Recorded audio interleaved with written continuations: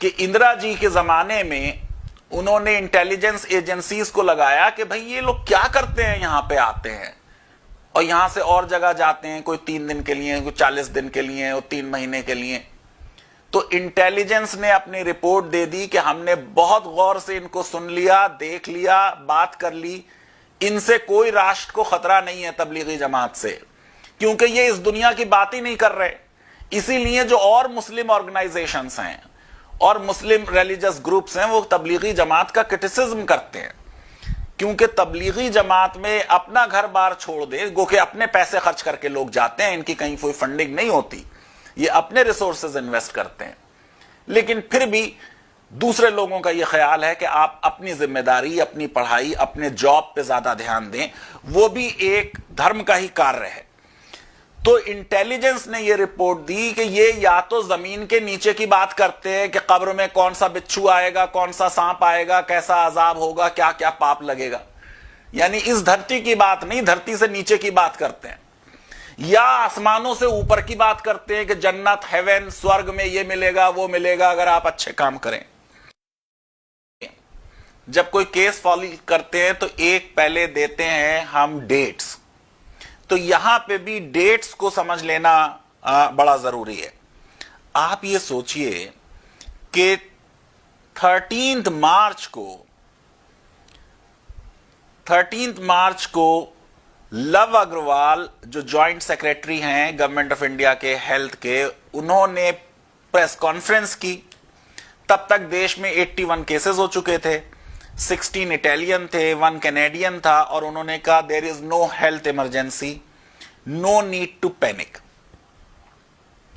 13 मार्च को ही दिल्ली गवर्नमेंट जो है वो एक ऑर्डर इशू करती है कि सेमिनार नहीं होगा, कॉन्फ्रेंस नहीं होगी, लेकिन रिलीजियस कांग्रीगेशन को उसमें नहीं इंक्लूड किया गया। यानी रिलीजियस कांग्रीगेशन 13 तारीख को अलाउड था। तबलीगी जमात का ये कांग्रीगेशन, ये इवेंट 13 से लेके 15 मार्च तक रहा।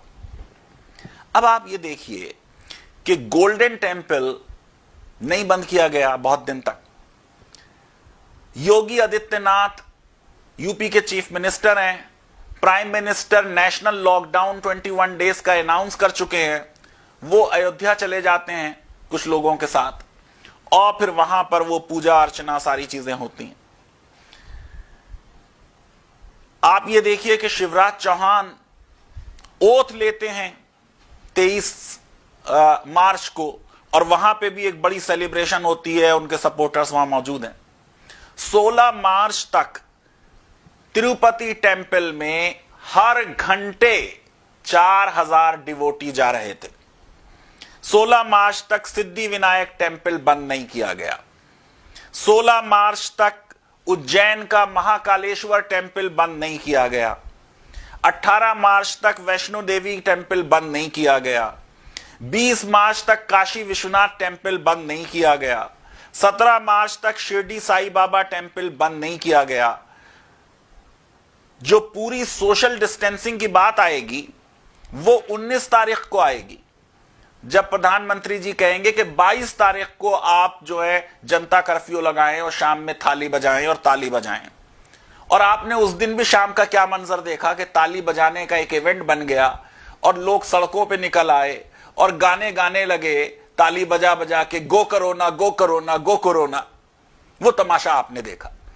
पार्लियामेंट के सेशन को खत्म नहीं किया गया और बीजेपी के एमपी दुष्यंत सिंह, जिन्होंने कनिका की पार्टी अटेंड की थी, वो पार्लियामेंट चले गए। और उसके बाद पार्लियामेंट के कई एमपीज जो उनसे कांटेक्ट में आए वो उससे इफेक्ट हो गए। राष्ट्रपति जी ने एक एमपीज की पार्टी रखी, उसमें भी ये लोग शामिल थे। तो आप इस बात को समझने की कोशिश कीजिए कि जो रिलीजियस लोग हैं और जो रिलीजियस एक्टिविटीज हैं वो चलती रही 24 मार्च तक। 24 मार्च को अनाउंसमेंट हो रहा है नेशनल लॉकडाउन का। 25 मार्च को जो तबलीगी जमात के जिम्मेदार लोग हैं वो एसएचओ को, पुलिस स्टेशन जो बराबर में है, उनको इन्फॉर्म कर रहे हैं कि हमारे यहां इतने लोग हैं और अब आप उनके फॉरेनर्स इतने हैं, उनके लिए इंतजाम करें। बसेस का अरेंजमेंट उन्होंने कर लिया, व्हीकल्स का, ड्राइवर्स का कर लिया, परमिशन मांगी, वो परमिशन नहीं मिली, वो कमिश्नर से भी मिले, पुलिस के। यानी कोई यहां पर नजर नहीं आ रहा कि जब बिल्कुल सब मामला 24-25 के आसपास तक हो रहा है, तब ये लोग वहां जमा नहीं हुए। ये पहले से जमा थे। जब जमा हुए थे, जमा होना मना नहीं था, प्रोहिबिटेड नहीं था। रिलीजियस कांग्रीगेशन मना नहीं था। उस रिलीजियस कांग्रीगेशन के बाद ये लोग वहां पर स्ट्रैंडेड रहे।